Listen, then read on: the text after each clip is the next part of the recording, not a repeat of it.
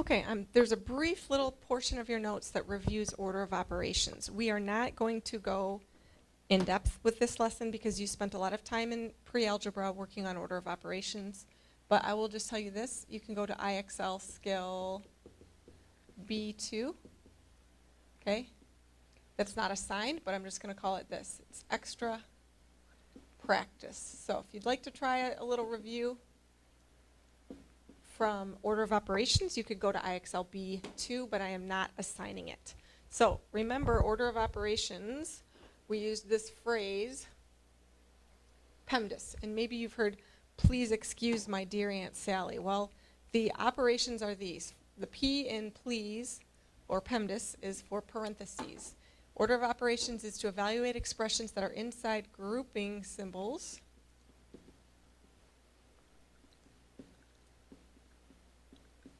Do that first. So whether it's inside parentheses, inside of brackets, all right? Technically, anytime you have a big fraction bar, there are grouping symbols around whatever's in the numerator, whatever's in the denominator. So do whatever's inside the parentheses first. Okay? Once you've evaluated within the parentheses according to the order of operations, then we do exponents. Evaluate all powers. Then, okay, PEMD is for multiply and divide. Okay, it's not multiply then divide, it's multiply and divide, and it's in order from left to right. Same for adding and subtracting. It's in order from left to right. All right, so for example, first example we're looking at here, 3 plus 42 times 2 minus 5.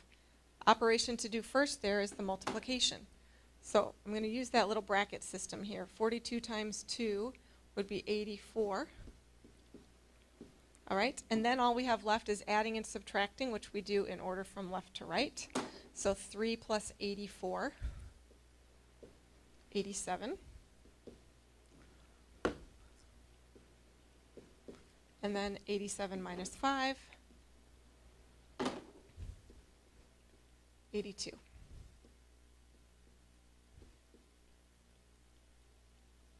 All right. Proceed if you can pause the video and try these next couple here, but we'll use the same process. It's a lot of recopying, but the first I would do here in this example, if there's a set of brackets, which there's nothing outside them, so, but in any case, I'm just going to copy this. We do what's within the brackets, we do what's in the parentheses first. So 1 minus 9. Okay, 1 minus 9, do that first. That is negative 8. All right, then within those brackets, I still wrote the parentheses there. Technically, I could have put a dot for 3 times negative 8, but I'll use the parentheses. That indicates to multiply, and we multiply before we add. So we have 2 plus 3 times negative 8, which is negative 24. And at this point, it seems pretty obvious that the brackets are not necessary. If you remember, technically, we can simplify this. Okay, 2 plus a negative 24 is like 2 minus 24. Any way you look at that, this is going to equal a negative 22. All right. Next one. This is the example that I wanted to mention. Really, this has to be evaluated completely separately. The numerator, technically, need to think of it as being inside its own set of parentheses. And same with the denominator. This gives us parentheses after parentheses. But all right, so I added these right here. But whatever's in the numerator, do everything up there first. And in the denominator, same thing. Do everything in there before you then do the division last. So up in the numerator, I'll do the 2 times 4, which is 8.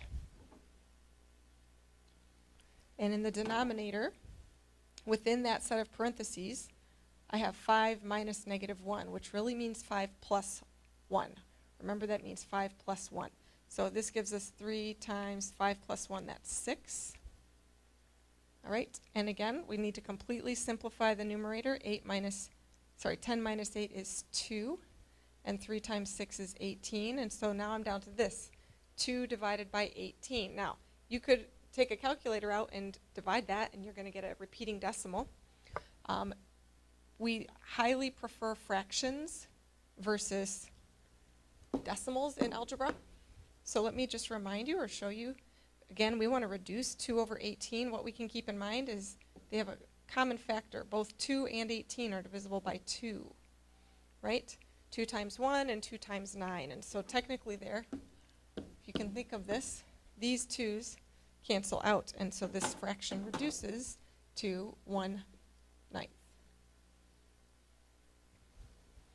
All right, the last one, okay, let me do a quick reminder here.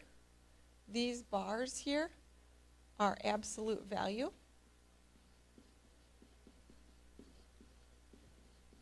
All right, absolute value bars are telling you to find the distance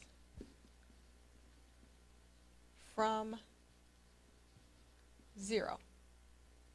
Okay, which means because it's distance, it's going to be positive. Now, technically, there are always parentheses. These are like grouping symbols. These absolute value bars, they're like grouping symbols. They say, do what's in here first. So we're going to do 5 minus 4 times 2. Once we've taken care of all that, then we'll take the absolute value. So here's what we've got. 3 times, this means times.